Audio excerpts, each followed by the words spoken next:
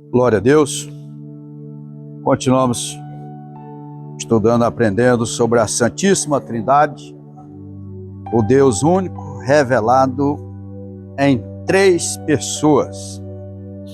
Nós tivemos a primeira lição introdutória, falando das três pessoas, e tivemos uma série de 3 lições falando sobre o Deus Pai, e depois mais 3 falando sobre o Deus Filho. E agora, vamos estudar agora sobre o Deus Espírito Santo.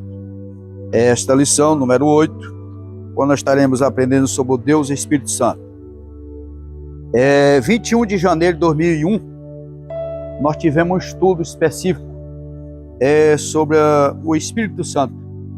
Alguém que coleciona as revistas, lições da escola dominical, deve ter ela lá guardada, desta lição. Depois tivemos intercalado em outras lições sobre a pessoa do Espírito Santo, e nesta manhã nós estaremos aqui, vamos ter uma série de estudo sobre o Espírito Santo.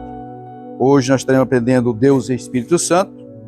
A próxima lição, a 9ª, ele como regenerador, e a 10ª como capacitador, e teremos agora a 11 vai ser Pai e o Espírito Santo. Então nós temos 3 lições seguidas sobre o Espírito Santo. E aqui é interessante que naquela mesma lição de 2001, o textuário foi o mesmo. E eu rogarei ao Pai, e Ele vos dará outro Consolador para que fique convosco para sempre. E aqui seria o allos, e não o héteros, né? Porque o allos, no grego, significa da mesma espécie, da mesma natureza. Então, a pessoa do Espírito Santo não pode ser confundida com fórmula corpórea. Ele não necessita de corpo material para manifestar-se, pois ele é incorpóreo. O Espírito Santo é a terceira pessoa. Aqui não se trata de hierarquia, que tem o primeiro, o segundo, o terceiro. Aqui são títulos, forma como Deus ele trabalha. O Espírito Santo, ele não é uma força impessoal e nem uma manifestação secundária de Deus, mas a terceira pessoa da Santíssima Trindade, coeterno, consubstancial e coigual ao Pai e ao Filho.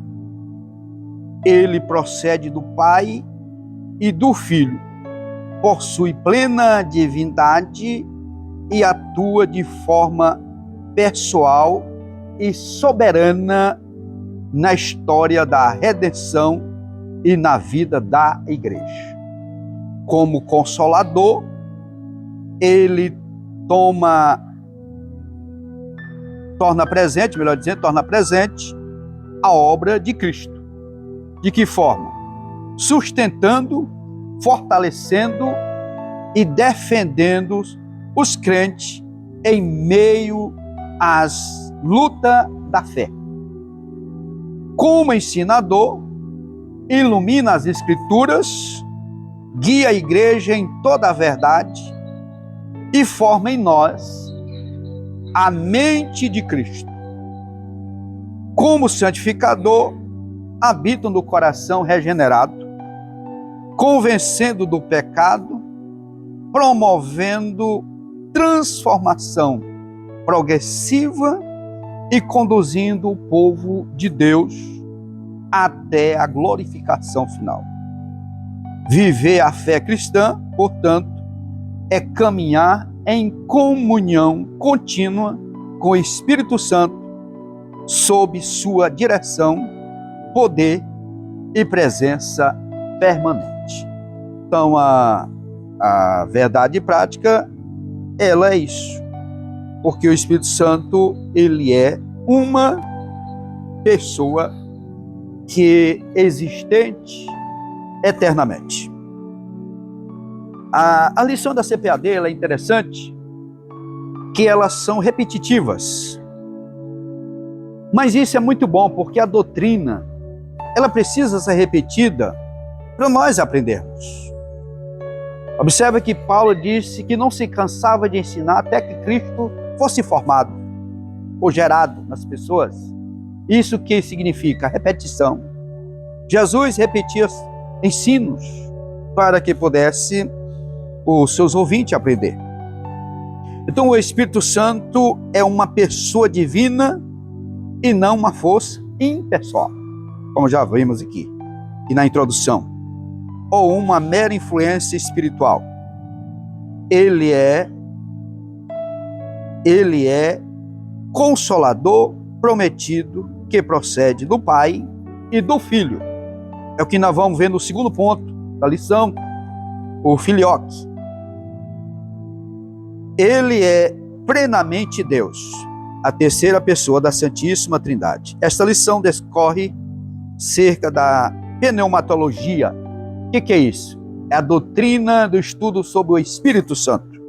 Pneumatologia. E com base bíblica e teológica. Porque estamos estudando sobre Deus. Deus, Espírito Santo. Teos, Deus, e logia, estudo. Evidenciando a pessoa do Espírito Santo e sua eterna divindade e suas obras maravilhosas.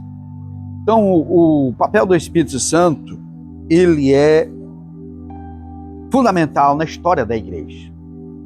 E às vezes, as pessoas não dão tanta ênfase sobre isso. Mas ele veio para testificar de Jesus, das obras de Cristo. Ele veio para convencer o pecador do pecado, da justiça e do juízo. Ele veio para nos iluminar, que às vezes alguém diz, o Espírito Santo me inspirou. Inspiração é a palavra de Deus, a Bíblia foi inspirada. Agora nós somos iluminados por Ele. Ele nos usa, nos guia, nos direciona, nos capacita, faz nós lembrarmos o que Jesus, Ele nos ensinou. Ele veio para fazer isso, para lembrar tudo que Jesus tinha feito. Ele veio para trazer a memória. Ele não veio para adivinhar. Não. Eu chego lá, eu não estudei, e lá o Espírito Santo vai colocar a palavra na minha boca. O Espírito Santo não vai fazer isso. Ele vai fazer nós lembrarmos que nós estudamos. E é nesse sentido que ele vai nos usar. Tanto que o que sobra para nós? Nada. Porque é ele que nos ilumina, é ele que pega a palavra e leva ao coração do pecador, convence ele de que está errado, que ele precisa de ser salvo. Ele vai e leva ele, e o Senhor Jesus purifica com o seu sangue. Então ele convence. Aí vem a lição, nós vamos aprender no próximo sábado, da regeneração. Então o Espírito Santo faz isso. Pega a pessoa, então, leva ele, convence ele, ele é transformado e agora vai trabalhar nele, capacitar ele. Então, o que cabe a nós? Estamos na dependência do Espírito Santo. Até no momento das nossas aflições, das nossas angústias, como ser humano que somos, no momento mais difícil, que às vezes só gememos na presença dele, ele pega aquela situação, entende o que nós estamos falando, leva adiante do Pai e vem a resposta da parte do Senhor nosso Deus. É esse Consolador, esse Espírito Santo que nós vamos estar aprendendo nesta manhã. E aqui o primeiro ponto diz assim, a pessoa do Espírito Santo. O Espírito Santo, como nós já falamos, ele é uma pessoa, ele não é uma força, como diz os TJs, né? Que ele é uma força. Mas nós sabemos que ele é uma pessoa, até porque nós vamos ver os pronomes pessoais ele, aquele, dele. Então, está falando de pessoa e não de uma força. Eu já falei em outras lições anteriores, quando estávamos falando sobre o Espírito Santo, que eu trabalhei com esse povo, os TJs. E eu discipulei um lá, que ele ficou bem discipulado. Eu trabalhava na empresa, ganhava colega para Jesus, e tinha um lá, no pé do ouvido do novo convertido, dizendo que o Espírito Santo não era uma pessoa, que ele era só uma força. Aí um dia eu chamei ele. Meu amigo, tu conhece os pronomes pessoais? Ele, aquele, dele. Aí eu falei todos os pronomes. Aí ele disse, conheço. Aí eu abri a Bíblia, lá em João 14, 26. Aí eu digo, esse pronome aqui, ele, vos fará, está falando de pessoa ou de força? Não, está falando de pessoa. Aí eu te pergunto, força sem tristeza? Disse não. Disse, não entristeçais o Espírito Santo. Aí começamos a navegar. Nunca mais ele foi se ver com um novo convertido, para tentar desvirtuar eles. Porque o papel dele é esse. Eles não vão no presídio pregar para alguém, não. Eles querem convencer quem já é crente. E eu gosto quando eles vão lá em casa. Ei, mas eu acho bom. Quando eu estou na porta lá, que eu vejo eles vindo, eu fico questão de ficar lá no pé da porta lá. Apresentar lá e querer conversar comigo, e eu digo, vamos para a Bíblia. Primeiro nós vamos fazer uma oração. Quando falam em oração, eles só oram no salão deles, né? Eles não oram em qualquer lugar. E eu digo, mas que negócio é esse? Se a Bíblia diz que nós podemos levantar nossa mão santa, sem ira, sem contenda, e orar em qualquer lugar. Aí ele já fica, você é crente, né? Eu digo, sou, graças a Deus. Já pega a partinha dele e se manda. Então, mas se a pessoa não tiver conhecimento, esse persuade. As pessoas são persuadidos, né? Convencidos. Nós que estão certos e nós estamos errados. Ele não é uma força impessoal, e nem uma energia, e nem uma influência, mas ele é o próprio Deus.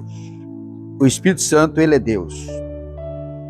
Ele age com autonomia, exercendo funções próprias, até porque essa terceira pessoa é função, né, da Trindade, e ele tem propósito, tem mente e consciência, que comprova a sua racionalidade, como nós já citamos aqui, lá de Romanos 8, 27. Ele, como eu falei, ele pode ser entristecido. A pessoa pode entristecer o Espírito Santo com as suas atitudes erradas, pecaminosas. Nós podemos entristecer o Espírito Santo, mas a palavra de Deus nos adverte, não entristeçais o Espírito Santo. Não devemos nem entristecer ele, nem apagar ele, como queria a igreja de Tessalônica, né? A igreja de Tessalônica era uma igreja que estava em ascensão, em crescimento, e ela disse, para que esse negócio de poder do Espírito Santo? Não precisa isso não. Aí Paulo, não extingueis, não apagueis o Espírito Santo. A igreja que não tem a presença do Espírito Santo, uma igreja sem vida. E o Espírito Santo que dá a vida espiritual à igreja. Então não entristeçamos o Espírito Santo. E como eu falei aqui, ele ensina. Quantas vezes, amado, nós estudamos, lemos um texto da Bíblia, passamos por ali, e tem dia, pastor Vicente, que olha amplo o texto, parece que eu nunca li esse aqui. E o Espírito Santo vai nos ensinar algo maravilhoso daquele texto. E é sempre aconselhável, toda vez que nós formos ler a palavra do Senhor, nós oramos, Senhor, me ilumina, o que é que o Senhor quer que eu fale para a tua igreja? Qual a mensagem? O que você quer falar ao coração do teu povo? E ele vai nos conduzir ao texto, ver no nosso coração, e aí nós vamos entender. Senhor, agora me dá um entendimento desse texto. Então ele faz lembrar, o que demonstra a inteligência e a comunicação consciente do Espírito Santo, que está aqui no textuário. E eu rogarei ao Pai, e ele vos dará outro Consolador, para que fique convosco para sempre. É essa dispensação que nós estamos vivendo, que é ela do Espírito Santo, cuidando da igreja. Ele é o amigo do noivo, que está cuidando da noiva. É o que está lá em João 14, né? Na cultura judaica, a pessoa namorava, os pais escolhiam com quem as filhas iam casar, só que quando disse, ó, tal tempo vão casar. Naquele dia que marcava assinava aquele documento, que é o que estava José com Maria, né? Desposado, no sentido daquele pré-contrato.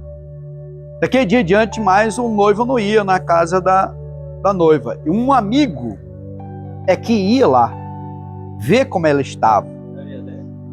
Se estava sendo adornada, se estava sendo cuidada.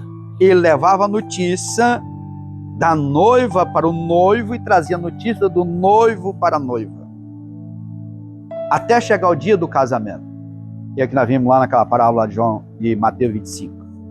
Então o Espírito Santo, ele é esse amigo que está levando notícia da noiva para o noivo e trazendo o noivo para a noiva. Então o Espírito Santo, ele tem esse papel de conduzir. Ele distribui os dons soberanamente. Os dons espirituais é ele que dá. Ele que confirma a vontade em ação. Interessante que as pessoas lembram muito dos dons espirituais, que o Espírito Santo, ele dá os dons, mas esquece o principal, que é o de produzir fruto. Que o produzir fruto é muito mais importante do que os dons espirituais. Os dons espirituais são importantes para a igreja, mas eu estou falando pessoalmente. Para cada um de nós, o fruto é mais importante, porque o fruto, ele é produzido, e o fruto só é produzido se o Espírito Santo tiver liberdade sobre nós. À medida que nós damos liberdade, ele vai produzir o fruto em nós. Mas as pessoas se apegam muito mais a 1 Coríntios 12 do que Gálatas 5, 22 e 23, quando está falando do fruto do Espírito. Ele fala com clareza. Ele chama a pessoa pelo nome. Quando eu vejo esses profetas por aí chamando as pessoas de apelido, né? Isso não é de Deus, não, porque Deus chama a pessoa pelo nome.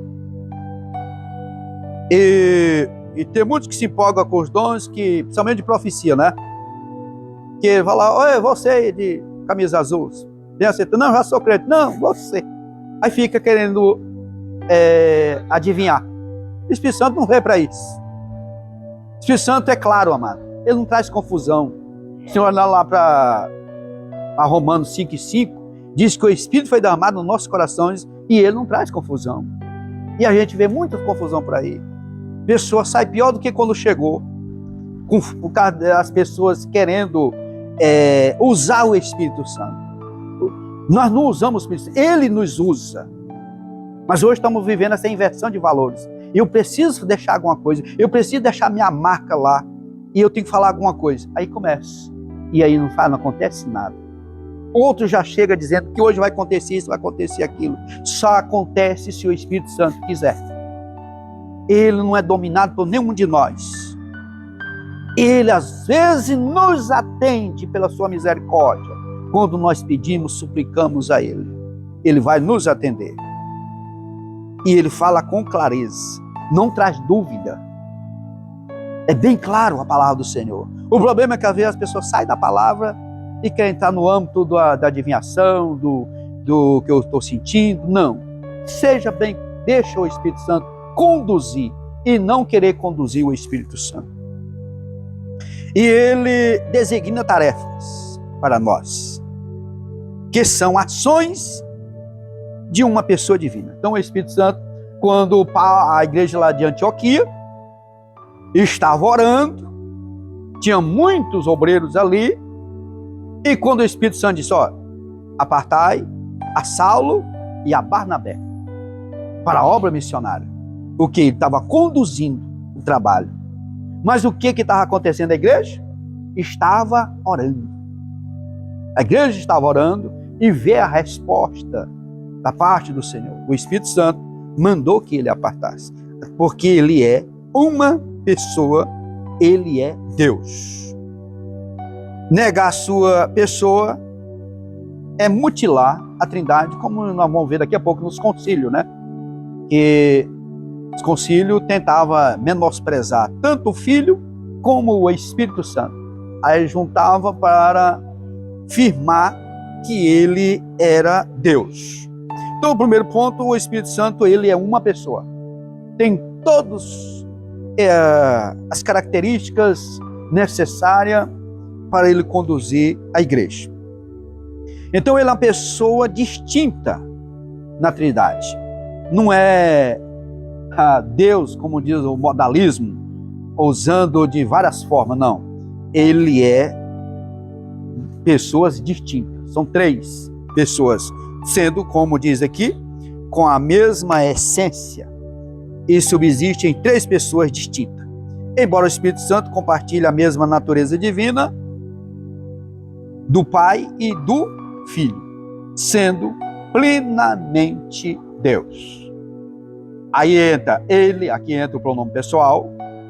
Ele é uma pessoa distinta dentro da unidade da Trindade.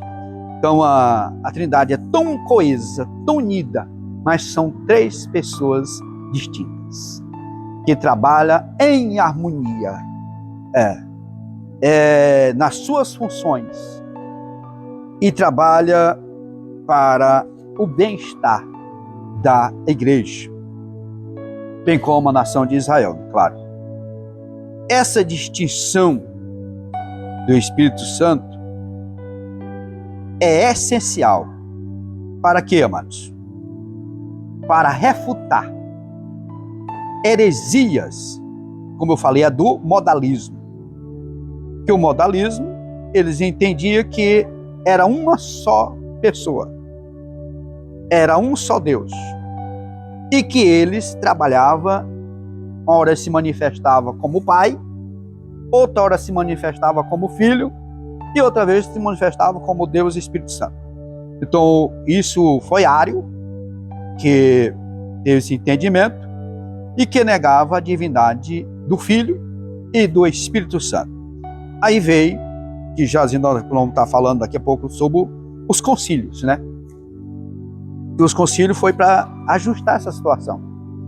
E você sabe que uma heresia, ela disseminada, ela tem os seus efeitos negativos. Nos dias de Jesus, quando havia ali tantas heresias, quando Jesus foi arrebatado, foi assunto aos céus, quando ele foi assunto aos céus, que veio o Espírito Santo, pouco tempo a igreja estava enfrentando os gnósticos, que era a pior da seita terrível. Naquele tempo, duvidando da deidade de Cristo. Diz, como é que pode uma natureza divina unir com a natureza humana? É impossível.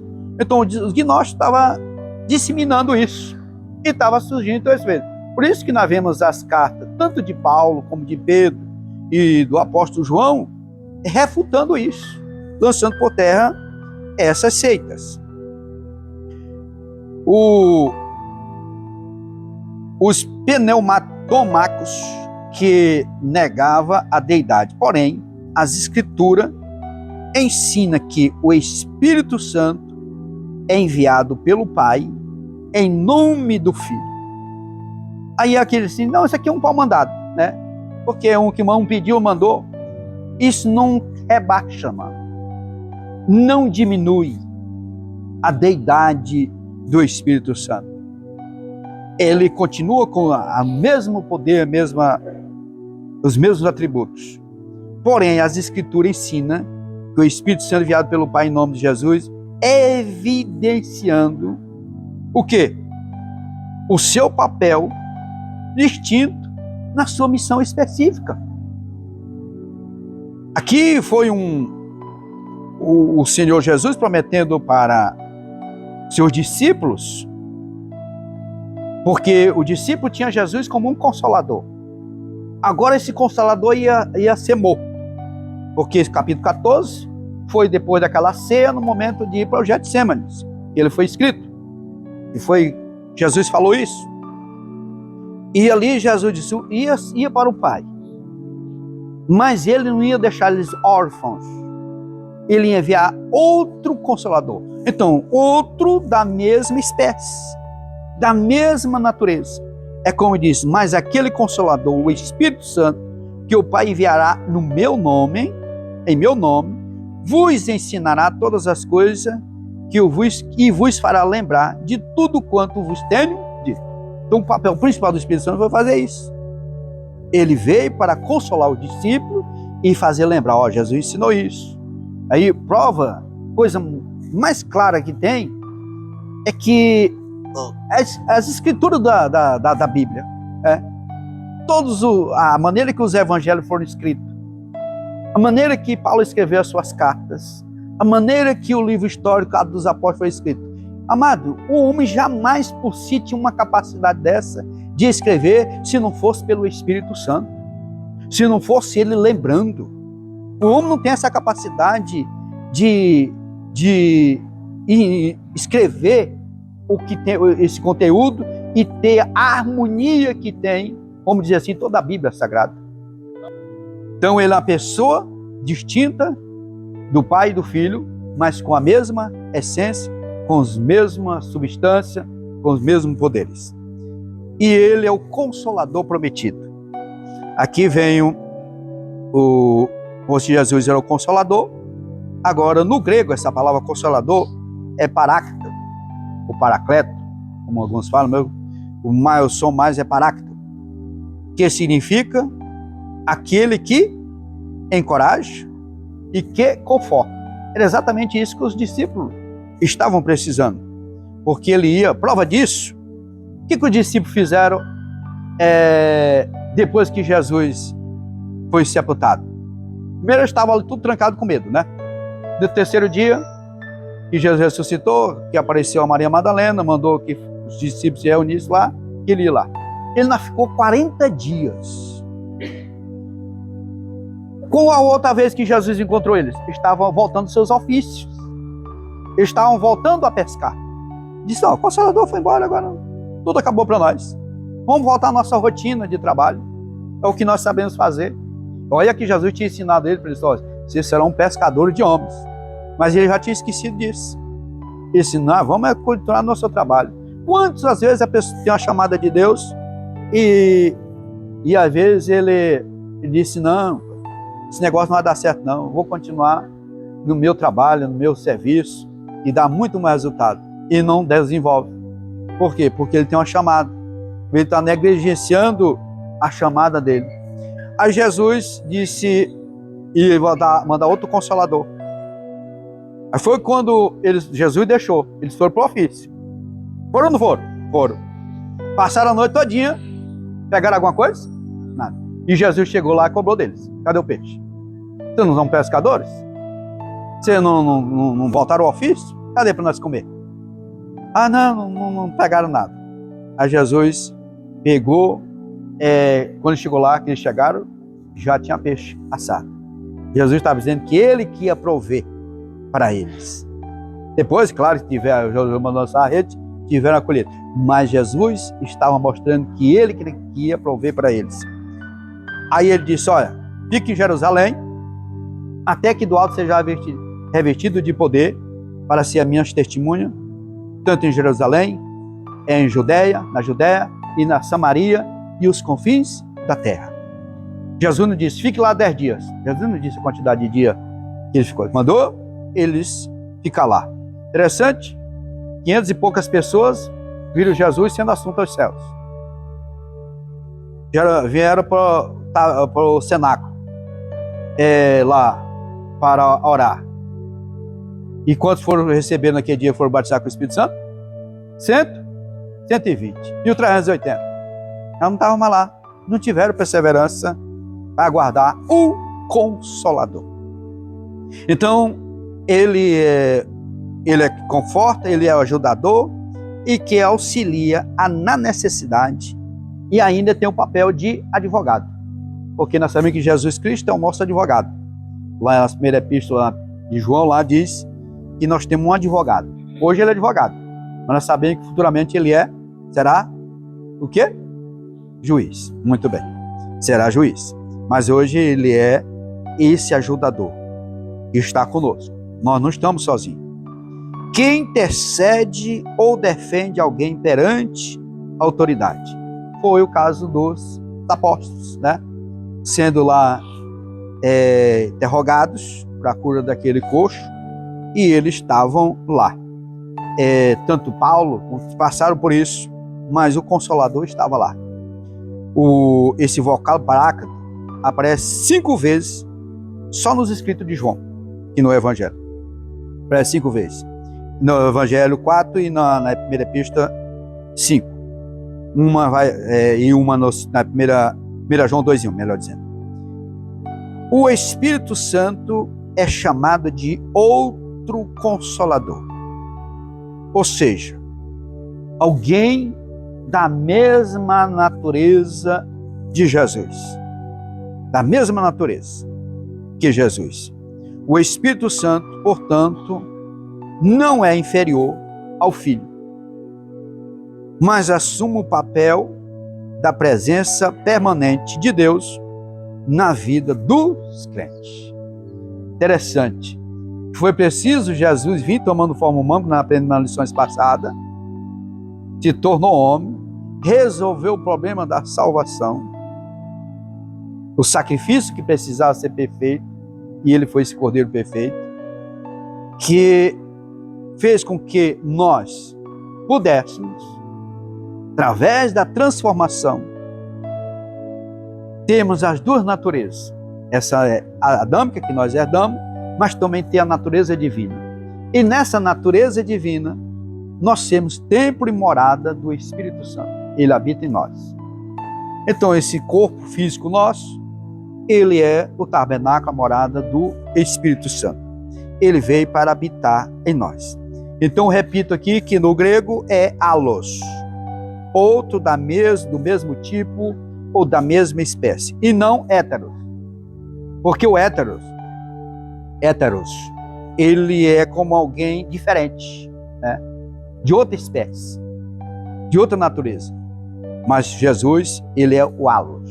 Tinha a mesma natureza do Pai e do Filho. Amém, meus amados? Qual é o primeiro ponto? Segundo, a divindade do Espírito Santo.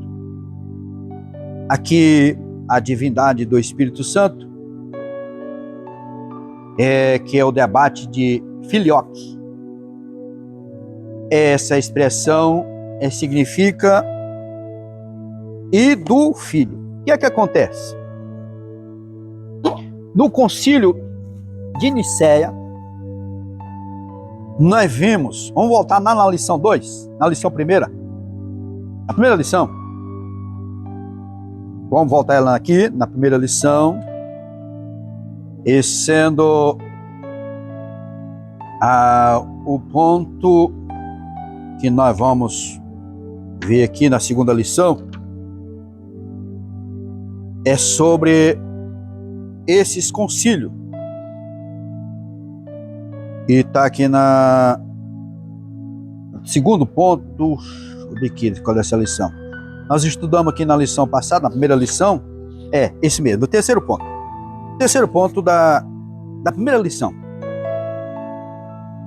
E diz assim: a sua plena compreensão foi definida nos primeiros séculos da igreja. O concílio de Nicéia, em 325. Esse concílio aqui, ele proclamou que o Filho era da mesma substância do Pai. Esse concílio aqui, ele foi exatamente para resolver essa situação. Que o Filho era igual ao Pai, porque eles estavam diminuindo, inferiorizando o Senhor Jesus. que ele não era Deus. Ele tinha sido criado. E criado quando ele veio de natureza humana. E aqui, naquele concílio, comprovou que ele é de eternidade a eternidade. Então, ele é Deus também. Deus Filho. Mas aí surgiu outro, como a reclamação de que o Espírito Santo não era Deus. Aí tiveram o concílio de Constantinopla, que foi em 381, que esse concílio foi para confirmar que o Espírito Santo também era Deus. Só usou essa palavra, também era Deus. Mas aí foi preciso o concílio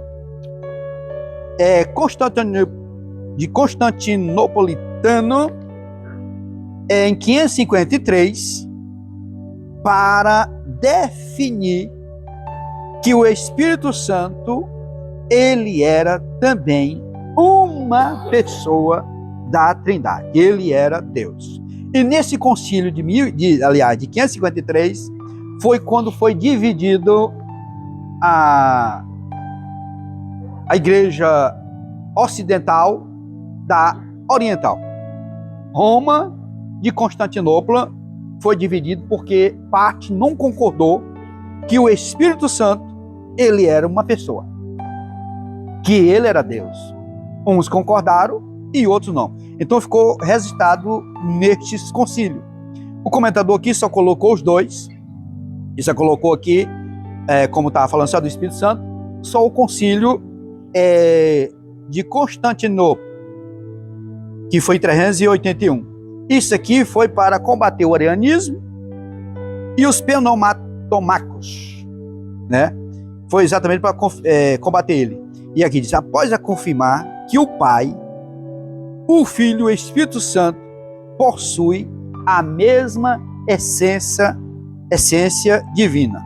A igreja aprovou o credo que ratificava que as Escrituras professava a fé no Espírito Santo, Senhor que dá vida e procede do Pai e do Filho, e como o Pai e o Filho é adorado e glorificado. Por isso que vem essa palavra filioque, porque ele veio do Pai a pedido do Filho. Aí esse concílio deu esse nome de filioque, para resolver essa situação. Então, para combater essas heresias, que elas vinham sendo disseminadas, inferiorizando a pessoa do Espírito Santo. E nesses concílios, a discussão era ferrenha, mano. Ao ponto que chegou a igreja ela ser dividida naquele tempo. Nossa, perdeu a força. Roma dominava tudo. Mas aí, em Constantinopla, na Turquia, aí veio a igreja do Ocidente. A veia do Oriente, que é lá de Constantinopla, e a de Roma, que é ocidental. Então, ali houve essa divisão exatamente porque uns não concordavam que o Espírito Santo era uma pessoa. Mas foi comprovado biblicamente, todo esse concílio foi baseado em exatamente esse texto que usaram para o filioque, foi o que está aqui no textuário. E eu rogarei ao Pai, e Ele vos dará outro Consolador, para que fique convosco para sempre. Foi baseado exatamente neste versículo. Agora, os atributos do Espírito Santo. Nós sabemos que o Espírito Santo ele possui os mesmos atributos do Pai e do Filho. Ele é onipresente. Ele é também, porque ele é onipotente, né? Está aqui como onipotência. O Consolador tem pleno poder sobre todas as coisas. Ele tem o poder sobre todas as coisas.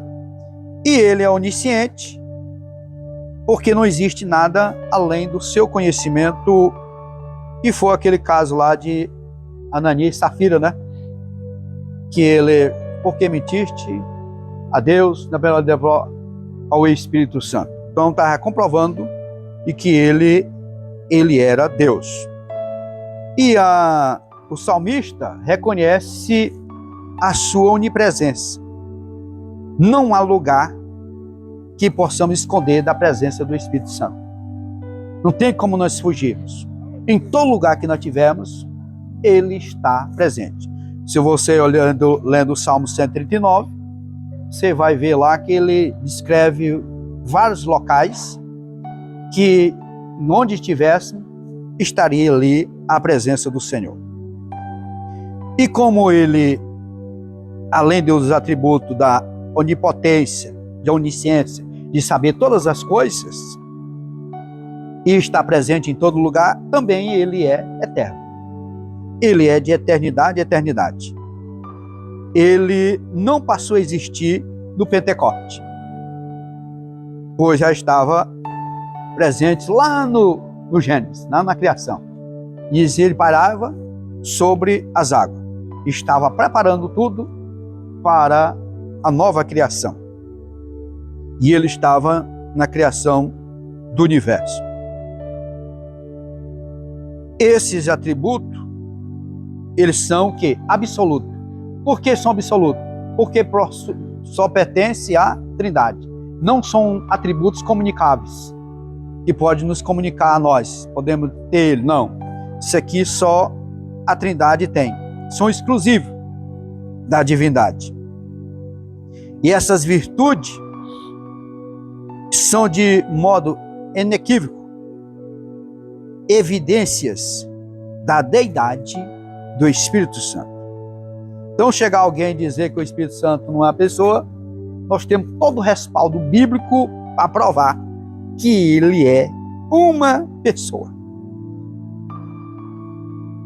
Essas características lhe são inerentes, não lhe foram agregadas e nem conferidas. Como alguém, se nós pegarmos o anjo, quando vinha a servir de Deus, ele vinha com a autoridade que Deus lhe dava para ele resolver a situação. Mas ele não era Deus. Ele só vinha representando com a autoridade para fazer o que Deus determinava. Aqui não. O Espírito Santo, ele é dono, diga no meu entendimento, pertence a ele todas essas autoridades. Não lhe foram conferidas, é dele, pertence a ele. Ele não foi criado, ele é autoexistente. Possui igual com o Pai e o Filho. Agora aqui vem os símbolos, amado. Os símbolos não diminuem o Espírito Santo. Essa comparação que temos aqui com o Espírito Santo não inferioriza ele e nem diminui ele em nada. Mas são símbolos. Símbolo não é real. Símbolo é só demonstração daquilo que é feito pelo Espírito Santo. E aqui, dentro desses símbolos, tem um fogo, né? Que ele é utilizado aqui para retratar no batismo. Não é que existe dois batismos. Batismo com o Espírito Santo e com fogo. Não. O batismo é um só. E o fogo, ele tem um sentido de purificar. O que foi que viram lá no dia de Pentecoste? Aquela visão foi como línguas de fogo. A comparação como língua de fogo. E vindo sobre os discípulos que estavam reunidos. E por que lá no dia do batismo de Jesus, ele veio em forma de um pombo, que é o que está aqui na capa da lição? Porque ele, nós vamos ver já na frente, porque os discípulos tinham o sentido de purificar, não dos pecados, porque que purifica pecado é o sangue de Jesus, é o sangue de Jesus, mas tirar as escórias. Se nós pegarmos uma madeira seca, que ela tem um âmago, o fogo queima ali só o branco, mas o âmago fica, né? Tirou todas aquelas escórias. O Espírito Santo, ele veio para isso. Ele veio com o sentido de purificar. Então, o símbolo de pureza é a presença e o poder de Deus. Porque o fogo, ele tem o poder de queimar. E às vezes a chama ardente no nosso coração, ela queima. O desejo de fazer a obra do Senhor, o desejo de buscar, o desejo de ser instrumento do Senhor, é esse fogo que queima em nós. Ele é o símbolo do Espírito Santo em nossas vidas. O fogo, ele endurece o barro, né? Mas ele amolece a cera, né? Não tem coração endurecido para que o Espírito Santo não aquebrante ele, né? Quantos coração duro, o Espírito Santo, mas ele está chorando. Pode acontecer alguma coisa, mas na presença do Senhor chora, derrama, porque ele tem o poder de amolecer, de derreter o coração. A água que é símbolo tanto do Espírito Santo como da palavra. A água do Espírito é como fala a palavra, que a água ela é viva, né? Então essa palavra, ela tem como sentido de refrigerar. O crente e o reveste de poder, mas é necessário que essa água, como a fonte, que jorra.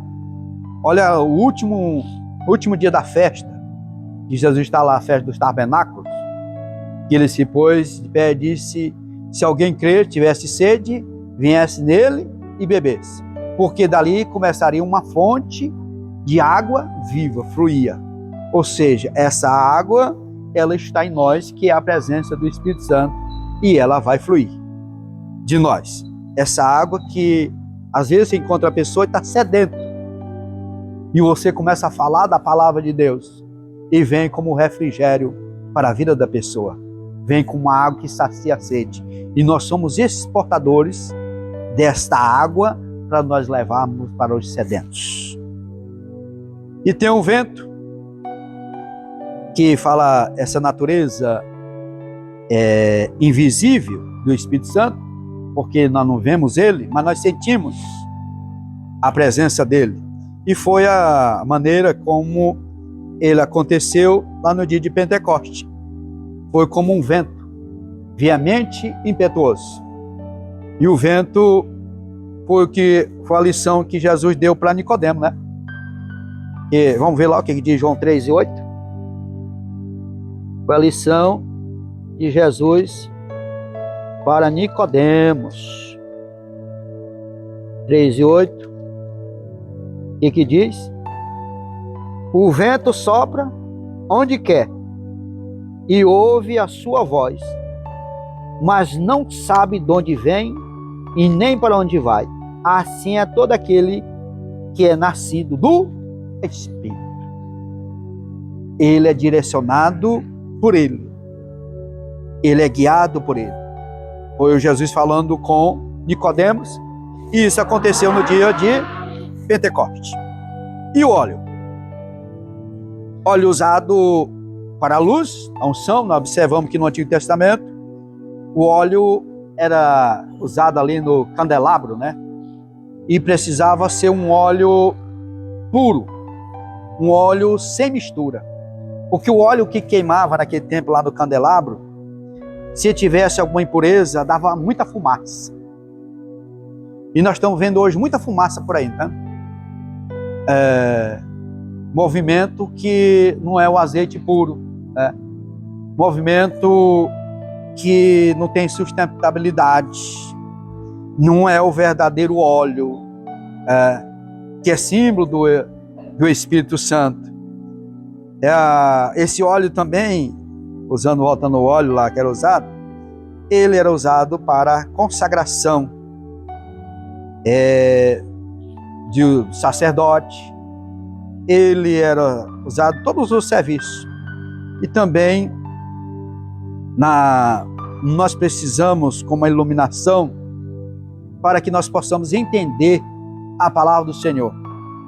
E o óleo, ele traz essa clareza. Você a ilumina, então traz esclarecimento. E o Espírito Santo, ele tem sentido do óleo. Ungido. Jesus Cristo foi ungido pelo Espírito Santo. Está lá em Atos 10:38, quando Jesus estava ministrando lá na casa de Cornélio. Diz que ele foi ungido. E o Lucas 4:18, ele pega o que o profeta Isaías havia profetizado lá em Isaías 61, né? Que ele foi ungido para anunciar o evangelho. E nós precisamos dessa unção. Observe que o discípulo, antes da unção da vinda do Espírito Santo, eles eram um. Depois que eles foram ungidos, eles se tornaram outros, revestidos desse poder. E fizeram a obra do Senhor com intrepidez. Nós precisamos desse óleo. Aqui, só abrir um parênteses aqui, que o óleo da unção, ele precisa ter o cuidado. E aqui, para nós concluir, a obra do Espírito Santo, agora já nas nossas vidas. O Espírito Santo, ele foi usado tanto na encarnação de Jesus, quando nós estudamos isso quando nós estávamos aprendendo sobre Jesus, da sua vida humana, que ele foi concebido pelo Espírito Santo, houve esse papel dele no nascimento de Jesus, homem, sendo 100% homem, 100% Deus, mas como homem, teve a intervenção do Espírito Santo na sua concepção. E quando, no evento da ação dessa vinda de Jesus, quando chegou o tempo de Deus, ele teve esse papel. Se a divindade do Espírito é confirmada por sua participação direta na encarnação do Verbo. Uma obra somente Deus poderia realizar. Então foi o Espírito Santo que fez essa obra de Jesus ser gerado como homem no ventre de Maria. É capaz de a pessoa entender pela lógica? Não. Nós só entendemos pelo poder da palavra e do Espírito Santo. Se nós não entenderíamos isso aqui, saber o poder que há do Espírito Santo de fazer tal ato. Ele também teve a participação na ressurreição de Jesus. Como diz aqui, a ressurreição de Cristo é uma obra da Trindade. O Pai ressuscitou o Filho declarou possuir poder para dar sua vida e a tomá-lo. E se ele próprio é a ressurreição. E o Espírito Santo é o agente vivificador. Então, a obra da Trindade na ressurreição do Senhor Jesus. E esse vivificador é exatamente isso que ele fez nas nossas vidas. Nos dá vida. Porque a Bíblia diz que nós estávamos mortos em nossos delitos e pecados. Mas o Espírito Santo, ele nos trouxe vida. E essa vida nossa vida é espiritual. Temos essa vida física, mas nós temos uma vida espiritual. E essa vida espiritual é que o Espírito Santo, ele habita em nós, como diz aqui. E o Espírito Santo daqueles dos mortos ressuscitou a Jesus e habita em vós. Aquele que dos mortos ressuscitou a Cristo também vivificará o vosso corpo mortal pelo seu Espírito que em vós habita. Então o Espírito Santo, ele habita em nós e nos trouxe vida. E o Senhor Jesus disse que essa vida é uma vida com abundância. Então temos vida porque o Espírito Santo, ele nos trouxe. Dentro dele nos trazer essa vida, nessa obra que ele faz, o Espírito Santo também tem um papel fundamental, que é da santificação. Primeiro, nós fomos justificados, Jesus fez isso por nós, através do sacrifício, mas o Espírito Santo, agora ele vai trabalhar na parte da santificação. Primeiro, posicional. No momento que nós aceitamos já Jesus, diante do Senhor, nós somos santos. Mas não para por aí. Porque a santidade agora ela vem no sentido de progressivo, né? Como ele diz aqui, No momento da conversão, nós somos posicional. Mas aí vem a progressiva. E esse processo, ele é contínuo de transformação. Seguir a paz com toda e a santificação, sem a qual ninguém verá o Senhor. A vida do justo é como a luz da aurora, que vai brilhando mais e mais até se tornar dia perfeito. Lá de Provérbios 4:18. Ou seja, crescente. Eu não posso ser menos santo hoje do que eu fui ontem. Eu preciso ser mais. E quando que isso inverte? É quando a pessoa relaxa. Deixa de orar, deixa de meditar na palavra do Senhor, deixa de buscar Deus, deixa de consagrar a vida. Aí ele vai diminuindo essa santidade. Aí ele vai apagando, vai diminuindo. E vai enfraquecendo. Não, eu estou sem força, eu estou sem ânimo, eu não tenho desejo mais para orar, eu não tenho desejo para louvar, eu não tenho desejo mais para pregar. Porque houve esse esfriamento. Houve esse relaxamento, melhor dizendo mesmo. Então nós precisamos cada dia mais buscar, porque a nossa santificação, ela é crescente. O Espírito Santo habita no crente desde a regeneração até a glorificação, conduzindo em santidade. Porém, requer o quê? A cooperação nossa, a cooperação do crente. E qual são a cooperação do crente? Adverte o quê? Não o quê? Não entristeçais? No entanto, não é resultado exclusivo do esforço humano, mas é uma ação permanente do Espírito. É por isso que não devemos entristecer o Espírito Santo, porque essa ação é dele. Essa ação atesta a deidade do Espírito, pois apenas Deus pode transformar o coração. O que ele pega? Um coração de carne, um coração de pedra e coloca um coração de carne, ou seja, um coração quebrantado. E um coração quebrantado, a Bíblia diz que o Senhor, ele não rejeita. Quanto mais nos aquebrantamos diante do Senhor, mais nós somos fortalecidos, revestidos do poder do Espírito Santo. Amém, meus amados?